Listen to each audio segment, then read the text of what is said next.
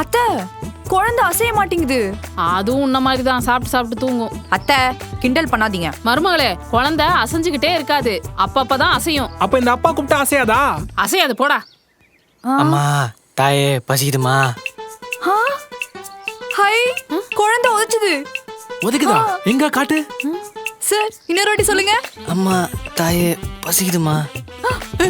பசிக்குதுன்னு சொன்னா உதைக்குதுடா. என்னம்மா சொல்ற? அத்தை நீங்களும் கை வைங்க. அம்மா தாயே பசிக்குதுமா.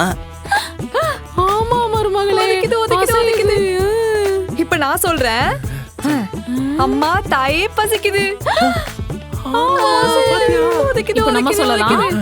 அம்மா தாயே பசிக்குது. அம்மா தாயே பசிக்குது.